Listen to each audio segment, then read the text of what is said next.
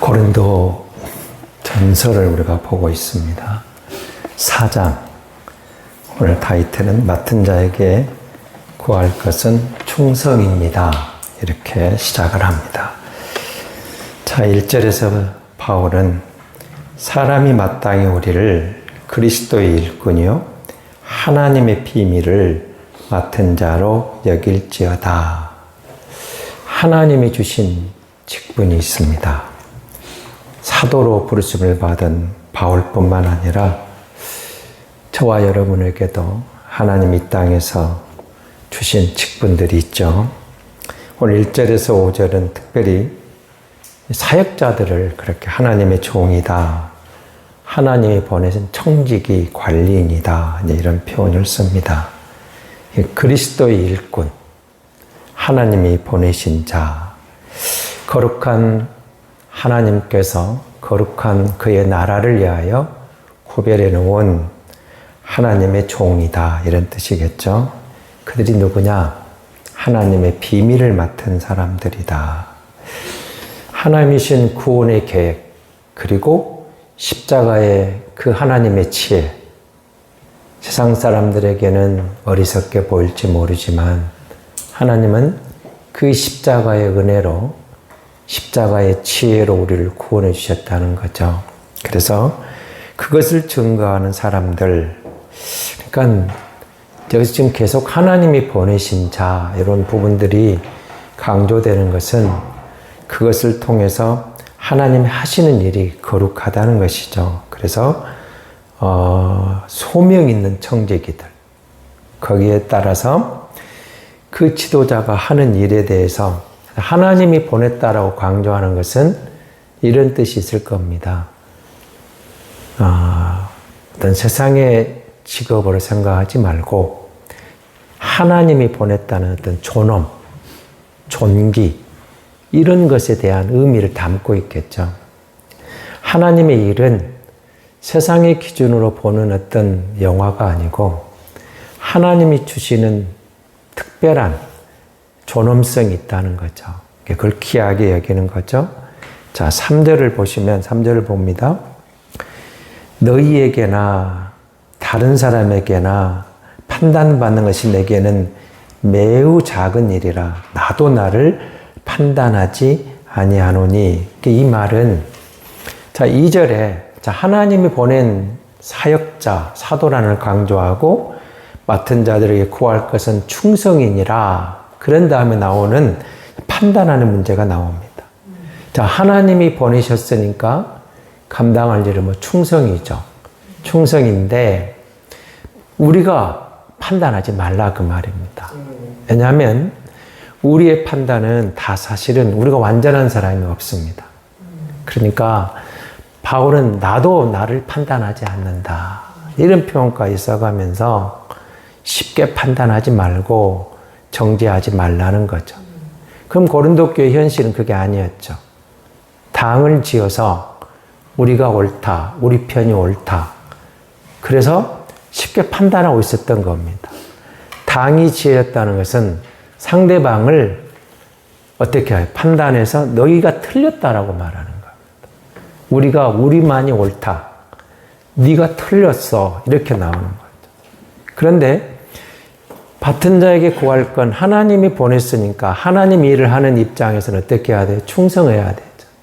하나님이 보내신 일을 쉽게 여기면 안 되고 불충하면 더 안 되겠죠. 그리고 그것이 그럼 어떤 역할에 대해서 상대방을, 지도자를, 또 다른 사람을 쉽게 판단하지 말라, 그 말입니다. 다른 말로 하면 사실은 우리에게는 판단할 자격이 없습니다. 왜요? 하나님의 은혜로 구원을 받았고 하나님이 주신 일을 하나님이 주신 은혜로 감당하고 있는 거거든요. 그래서 4절을 볼까요? 내가 자책할 아무것도 깨닫지 못하나 이로 말미암아 의롭다함을 얻지 못하노라. 다만 나를 심판하신 주시니라. 말은 사도 바울은 참 충성된 사람이죠. 자기가 갖고 있는 것 가운데서 양심에 거리끼는 것이 나는 조금도 없다. 하나님 앞에서 충성스럽게 신실하게 그 일을 감당하고 있었던 겁니다. 그럴지라도 내가 하나님의 부르심 앞에는 하나님 앞에서 거리끼는 것이 없지만 양심에 거리낌이 없게 내가 하나님 앞에 충성 이것 갖고 구원받은 게 아니고 사실은 오직 나를 구원하시는 하나님이셨지 않느냐. 그리고 나를 판단하신 분도 주님 한 분뿐이란 말입니다. 내가 하나님 앞에 거리끼는 것 없이 살아왔고 충성하고 있지만 이것 갖고 내가 하나님 앞에 구원받았다. 이것 때문에 아니라는 거죠. 하나님의 은혜로 구원받았고 이러기 때문에 나는 나를 자랑한다. 그럴 수도 없다는 겁니다. 하나님이 주신 은혜에 대해서 하나님 내가 설령 완전할지라도 그것도 나를 드러낸다든지 자랑한다든지 어떻게 나를 판단하는데 근거가 아니라는 겁니다. 아무리 잘했어도 하나님의 은혜고 하나님을 드러내는 것. 그래서 오직 나를 판단하시는 하나님밖에 없다. 나를 심판하신 이도 하나님밖에 없다. 이런 표현을 씁니다. 또 다른 말로 하면 올바른 평가와 올바른 판단은 그 권한은 우리 주님께만 있다. 그 말입니다. 사람에게 있는 게 아니다. 주님께만 있다. 그러죠. 자, 5절입니다. 그러므로 때가 이르기 전 곧 주께서 오시기까지 아무것도 판단하지 말라. 그가 어둠에 감추인 것들을 드러내고 마음의 뜻을 나타내시리니 그때 각 사람에게 하나님으로부터 칭찬이 있으리라. 아멘. 주님이 오실 때까지 사실 우리의 가장 큰 소망은 다시 오실 주님을 맞이하는 거죠. 판단하지 말아라. 그 말은 사는 날 동안 남을 판단하지 말아라. 판단하시는 주님이다. 잘한 거 있으면 그 사람 시기하지 말고 그 사람을 인정해주고 잘못된 거 있으면 그 사람 정죄하지 말고 그를 위해서 기도해주고 하나님 긍휼히 여겨달라고. 판단하지 말라. 완전한 하나님 앞에서 심판을 받을 때까지 판단을 받을 때까지 사람은 판단을 받지도 말고 판단하지도 말고 살아가라 그 말입니다. 왜냐하면 앞에서 말한 그대로입니다. 우리를 완전하게 심판하실 분은 판단하실 분은 주님밖에 없기 때문에 그렇다는 겁니다. 그래서 하나님 앞에 나타날 때까지 판단하지 말아라. 어제 여러분 다니엘 기도에 보셨죠? 그 화상으로 입은 자매가 간증을 했습니다. 이 땅의 가장 큰 고통이 화상으로 인한 고통이다. 정말 불 가운데로 지나온 거죠. 근데 그가 그런 말을 했습니다. 이런 고난 가운데서 고통을, 불을 통과하면서 자기는 하나님을 만난 거죠. 하나님의 은혜. 그리고 그렇게 고백을 합니다. 불 가운데를 통과해도 없어지지 않는 게 있다는 거죠. 하나님의 사랑, 하나님의 은혜. 우리가 주님 안에서 믿음으로 살아온 모든 하나님 앞에 신실하게 해온 것들도 사라지지 않는 것. 하나님의 은혜로 주신 것, 하나님의 사랑, 하나님 안에 믿음으로 행한 것들도 사라지지 않습니다. 세상에 바울이 지금 감옥에 갇힙니다. 쫓겨납니다. 맞습니다. 얻어 터집니다. 갖은 비난 속에서 세상적으로 보면 참 불쌍한 사람이 되어버린 거죠.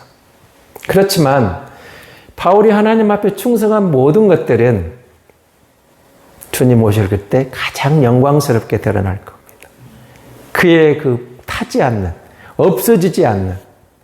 그래서 그런 것들을 생각해 보고 그 말입니다. 주님 오실 때까지 다른 사람을 정죄하지도 말고 판단하지도 말고 우리가 믿음으로 감당한 모든 것들은 사람들이 알아주지 않아도 누가 나를 인정해주지 않아도 하나님이 다 그걸 드러나게 하는 날이 오고 있다는 겁니다. 그래서 우리는 믿음으로 겸손하게 감당하는 것이죠. 자, 6절부터 13절에 보시면은 그래서 지금 6절을 보십시오. 형제들아 내가 너희를 위하여 이 일에 나와 아볼로를 들어서 본을 보였으니 이는 너희로 하여금 기록된 말씀 밖으로 넘어가지 말라 한 것을 우리에게서 배워 서로 대적하여 교만한 마음을 가지지 말게 하려 함이라. 이 말은 무슨 말이냐면요.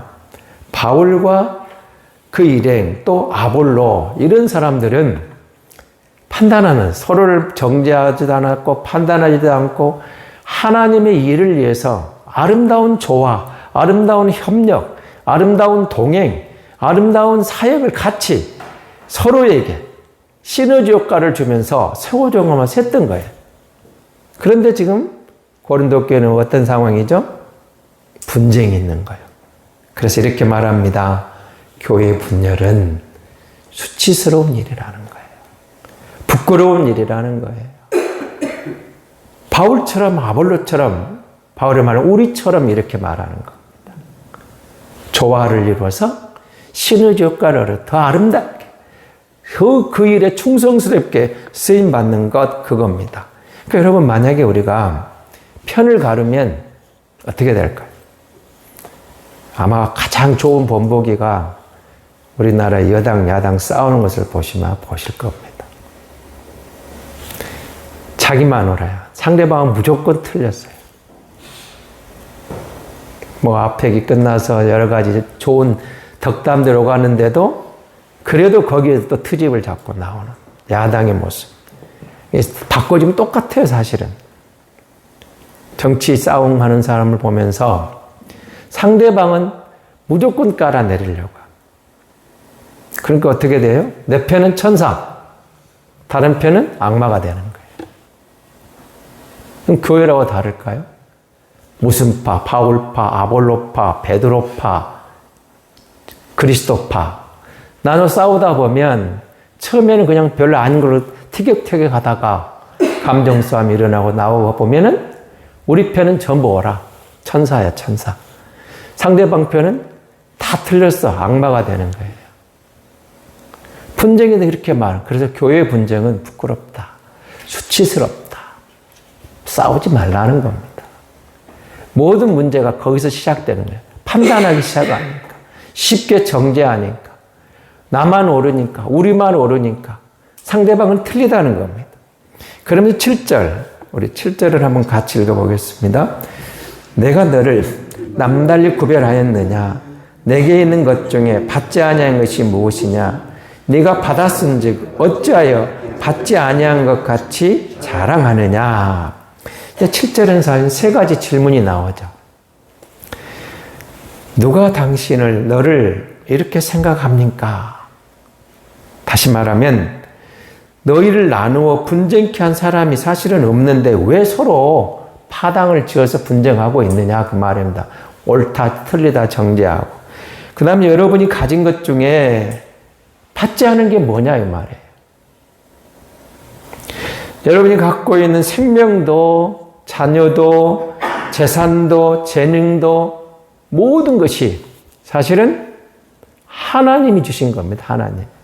그러니까 하나님이 주신 것이기 때문에 우리가 받지 않은 게 뭐가 있느냐. 근데 왜 그런 문제를 가지고 네가 잘났니 못났니 아니면 내 편이 옳으니 네 편이 틀리니 싸우느냐는 거죠. 세 번째는 여러분이 그것을 가지고 왜 자랑하냐는 거예요. 모든 것을 하나님으로부터 받아서 그렇게 받았다고 고백하면서도 왜 스스로 가진 것처럼 배은망덕하게 그걸 가지고 자랑하고 분쟁하고 있냐, 그 말입니다. 하나님이 주셨다는 것. 그래서 여러분은 8절은 이제 좀 특이한 표현을 씁니다. 8절입니다. 너희가 이미 배부르며 이미 풍성하며 우리 없이도 왕이 되었도다. 우리가 너희와 함께 왕노릇하기 위하여 참으로 너희가 왕이 되기를 원하노라. 그래서 이 말은 너희가 이미 배불렀다는 거예요. 그런데 바울은 지금 어떤 상황입니까? 복음 때문에 그리스도를 위하여 충성하다가 바울은 갇힌 자가 됩니다. 배고픈 자가 됩니다. 세상으로부터 버림받은 자가 돼요. 그런데 고린도 교회는 왕이 되어 있어. 왕. 배가 불렀다. 이미 배가 불러버려. 그래서 그 가운데 일어나는 그 일들을 보면서 나는 9절은 이렇게 말합니다. 내가 생각하건대 하나님이 사도인 우리를 죽이기로 작정된 자 같이 끄트머리에 두셨음에 우리는 세계 곧 천사와 사람들에게 구경거리가 되었노라.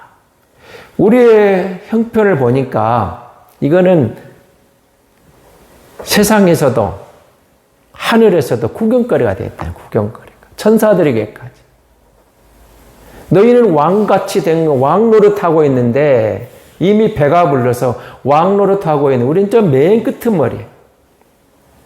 전쟁에서 여러분 그 포로로 끌려올 때 맨 끝에 종들, 하인, 노예들 끌고 오는 그런 위치에 우리는 세상의 구경거리처럼 하늘에서도 이 땅의 구경거리처럼 그런 상황에 있는데 그 행실관 맨 끝에 있어서 모든 너희보다 낮은 자가 아니라 모든 인간 중에서 가장 낮고 비천한 자가 되어 있는 것처럼 보이는 우리인데 너희는 지금 왕 노릇하고 있다는 겁니다.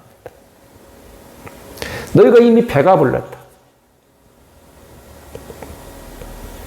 바울은 우리가 사형당한 것처럼 사형당하기 직전인 사람처럼 사형당하기로 작정된 사람들처럼 맨 끝에 끌려나가서 끌려오고 있는데 너희는 가장 세상에 이미 배가 불러서 왕노릇하고 있다. 비교하고 있는 겁니다. 그러면서 뭘 말하고 싶었을까요? 우리가 당하는 그리스도 때문에 멸시를 당하고 그 일에 주님만 바라고 충성하는 이것을 왜 보지 않느냐 이 말입니다.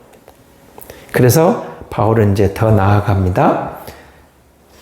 우리를 본받으라고 말하는 거죠. 물론 그 마지막 부분에 이르는 이거는 이제 고린도 교인들에게 너희가 복음이라는 이름으로 배부름과 부요 가운데 왕노릇하고 있을 때 그럴 때 사도들은 복음 때문에 온갖 고난을 당하는 이걸 한번 잊지 말라 그 말입니다.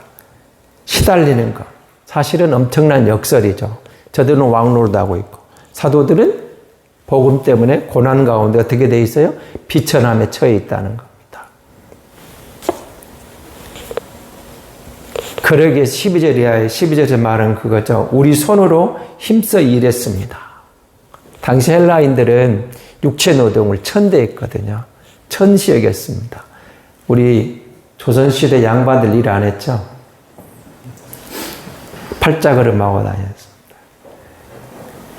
그래서 천대했던 그 시기에 자기는 이 일을 위해서 천막을 만드는 스스로 일해서 이 복음을 위하여 하나님을 위하여 나아갔다 이렇게 말합니다. 그리고 14절 이하에서는 이렇게 당부를 합니다. 그래서 내가 모욕을 당하고 세상에서 가장 낮은 자가 되어도 나는 저들에게 친절하게 대답하고 주님 앞에 충성했다.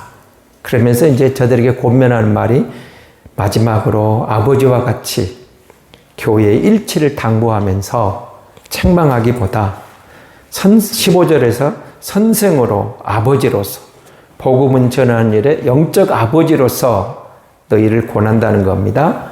16절입니다. 그러므로 내가 너희에게 권하노니 너희는 나를 본받는 자가 되라.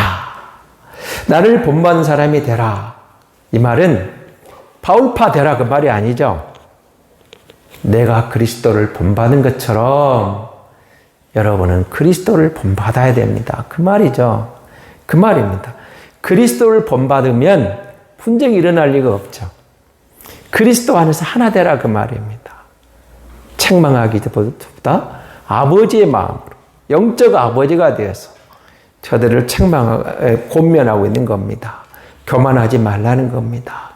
우리가 하나님의 은혜로 받은 게 있고 하나님의 은혜로 감당하는 사역이 있고 이 모든 것들을 생각해 보면서 세상에서 어렵고 힘든 일을 당해도 마지막 날 심판하실 주님 앞에 판단하실 그분 앞에 설 날을 기억해 보고 서로를 격려하며 그리스도를 본받아 하나가 된다면 하나님 나라와 이 땅에서도 우리가 하나님의 사역에서 충성된 일꾼을 인정받게 되겠죠. 21절입니다. 너희가 무엇을 원하느냐? 내가 매를 가지고 너희에게 나아가랴. 사랑과 온유한 마음으로 나아가랴. 징계하고 바울 맞은, 그러면서도 바울은 책망하기보다는 사랑과 온유한 마음으로 주님 바라보고 주님을 향하여서 그 주님을 바라볼 때 우리는 주님 앞에 충성된 신실한 믿을 만한 믿음의 길을 걷게 되지 않겠습니까? 그렇습니다. 저와 여러분 이 시대에도 저는 동일하다고 생각합니다. 맡은 자에게 구할 것은 충성입니다. 하나님이 우리를 부르셨습니다. 하나님 우리에게 모든 것을 주셨습니다. 남을 정죄하지 마시고 누군가를 판단하지 마시고 하나님 앞에서 내가 받은 그 은혜로 내게 주신 그 사명을, 내게 주신 그 직분을 충성스럽게 감당하면 주님 앞에서 우리는 상급으로 썩지 않고 그날에 아름답게 나타나게 되는 것으로 믿습니다. 하나님 감사합니다. 사랑합니다. 주의 은혜로 삽니다. 하나님이 보내신 자들을, 사역자들을 통해서 복음을 들었고 우리가 그 복음으로 구원받은 하나님의 자녀가 되었습니다. 우리도 그 은혜로 이 땅에서 주의 나라와 그의 영광을 위하여 무엇인가를 할 수 있다는 것이 얼마나 큰 은혜인지 모릅니다. 하나님, 우리도 내게 주어진 그 직분 잘 감당하고 주 앞에 설 때 칭찬받는 청직이 되게 도와주시옵소서. 누군가를 정죄하지 않게 하시고 판단하지 않게 하시고 하나님 앞에서 하나님의 은혜로 주신 것을 감사하며 교만하지 않고 자랑하지 않고 하나님이 하나와 함께 하신 것으로 늘 세상에 다가오는 모든 시련을 믿음으로 인내하며 승리하는 성도 되게 도와주시옵소서. 이 새벽에도 새벽을 깨워 기도하는 종들의 기도를 들으시고 일천번제로 감사함금으로 간절한 마음을 담아 기도하며 복원하는 그 손길 받으시고 그 기도를 연락하시고 응답해 주시옵소서. 감사합니다. 오늘 하루도 주님과 동행하며 주어진 일에 감사하며 하나님 영광 드러내기를 소망하며 예수님 이름으로 기도하옵나이다. 아멘.